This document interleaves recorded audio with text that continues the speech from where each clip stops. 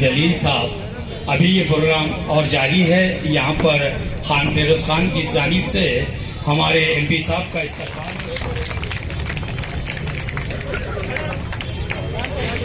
मेरा किरदार ही मेरी काम की पहचान है, मेरा किरदार ही मेरी काम की पहचान है, वरना इम्तियाज नाम के लाखों इंसान है। जोरदार तालियों से शुरुआत कीजिए।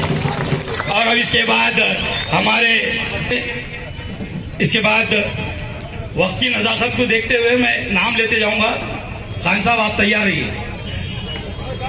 अय्यूब जागीरदार साहब का इस्तकबाल खान साहब करेंगे। इसके बाद हमारे बशीर साहब का इसके बाद हमारे जिला सदर समीर साजिद बिल्डर साहब का इस्तकबाल खान फिरोज खान करेंगे। इसके बाद सैयद आरिफ हुसैनी साहब का इस्तकबाल खान फिरोज, नासिर सिद्दीकी साहब का इस्तकबाल, हाजी इरशाद साहब का इस्तकबाल। पूरा चौक से खास गेट और खास गेट से सीमा दूध डेयरी, ये बहुत ही ख़राब रास्ता, बहुत अहम रास्ता है शहर का। और ये रोड की हालत कितनी ख़राब थी आज पैदल चलने के बाद एहसास हुआ है। बहुत सारे लोगों की मांग थी। अल्हम्दुलिल्लाह तकरीबन 2.25-3 करोड़ रुपए के काम की शुरुआत होने जा रही है। इसके लिए हमारे यहाँ के कॉरपोरेटर फिरोज़ खान साहब ने, उनकी पूरी टीम ने मेहनत किया है और ये काम का उद्घाटन यहाँ पर हुआ है। बस इतना कहना चाहूँगा कि अभी आने वाले कुछ दिनों के अंदर लगातार ये उद्घाटनों का सिलसिला चलता रहेगा। और कई ऐसे इलाके जहाँ पर कोई काम नहीं हुआ है या बहुत सारे रोड की हालत ख़राब है, वहाँ पर भी इंशाल्लाह बहुत जल्द है। तो चंपा चौक से जालना रोड की मार्किंग हो चुकी है, DDR मिल चुका है। अपने अस्ति कुमार पांडे साहब जब थे उस वक्त मैंने उनको ये मुद्दा बताया था, उनका ट्रांसफ़र हो गया। फिर चौधरी साहब जब आए थे तो मैंने उनको बताया था कि बहुत ही अहम लिंक है कि चंपा चौक से जालना रोड को कनेक्ट करने का। अगर ये रोड को हम कनेक्ट कर लेते हैं तो जालना रोड की पब्लिक जो आज कलेक्टर ऑफिस आती है, डिविजनल कमिश्नर ऑफिस आती है, रजिस्ट्री ऑफिस के अंदर आती है, तो वो लोग मुश्किल से 5 से 7 मिनट के अंदर है तो आपको सीधा यहाँ पे पहुँच सकते हैं। तो बहुत बड़ा एक काम है।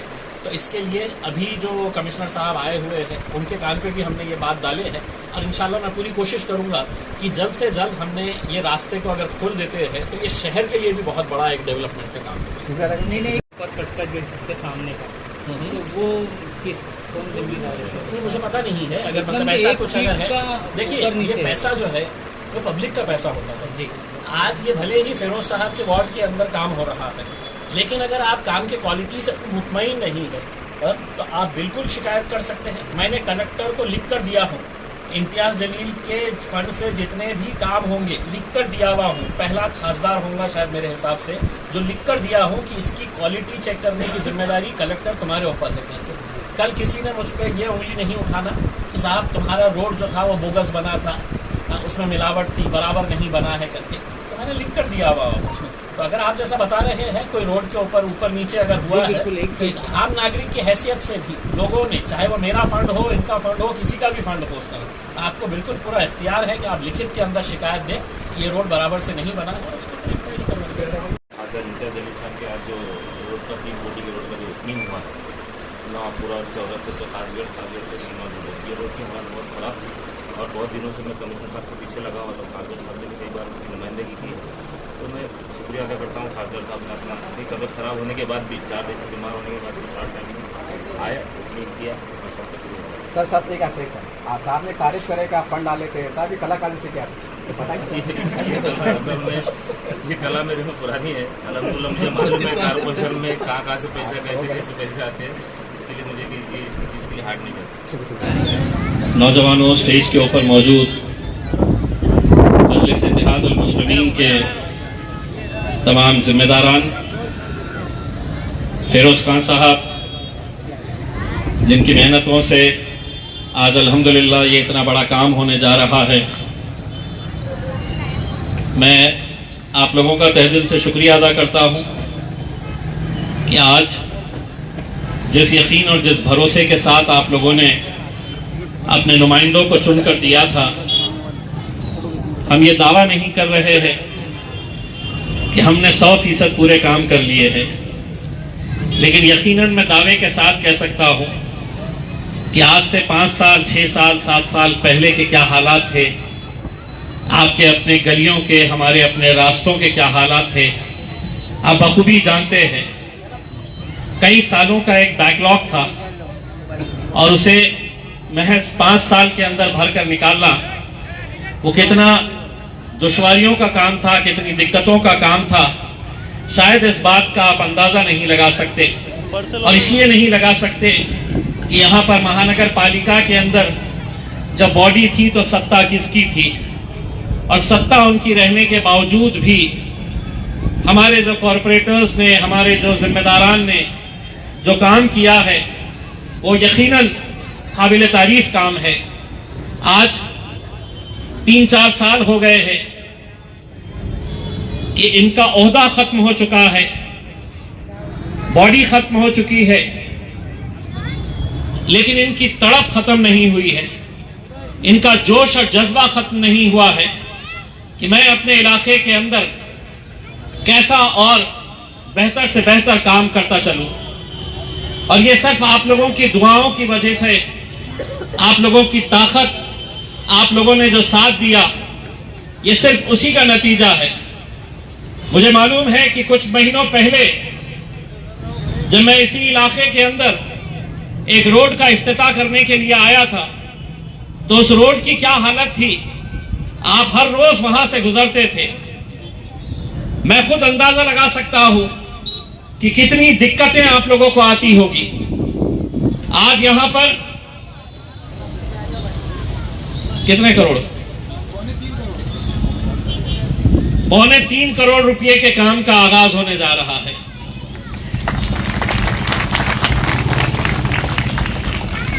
ये कला तो मेरे पास भी नहीं है कि इतना पैसा ये लोग निकाल के लाते कहां से है।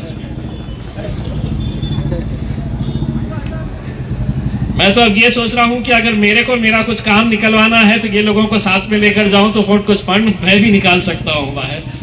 लेकिन अल्हम्दुलिल्लाह आज ये काम हो रहा है, मुझे खुशी है जाती तौर के ऊपर। इस मौके के ऊपर मैं 2 और बातें करना चाहता हूं, क्योंकि मैं उस इलाके के अंदर आया हूं। कुछ दिन पहले मैंने किराड़पुरा में एक रोड का इफ्तिताह किया और उसके बाद वहां के जितने भी मस्जिदों के इमाम हैं उन लोगों के साथ एक मीटिंग हमने हमारे अय्यूब जागीरदार साहब के घर के ऊपर ली, और उसका मकसद ये था कि हम अपने तौर के ऊपर अपने इलाकों में जो आज एक गंदगी फैल रही है, या यूं कहिएगा एक गंदगी फैलाई जा रही है, ताकि इन इलाकों के नौजवानों को कैसा कमजोर किया जा सकता है।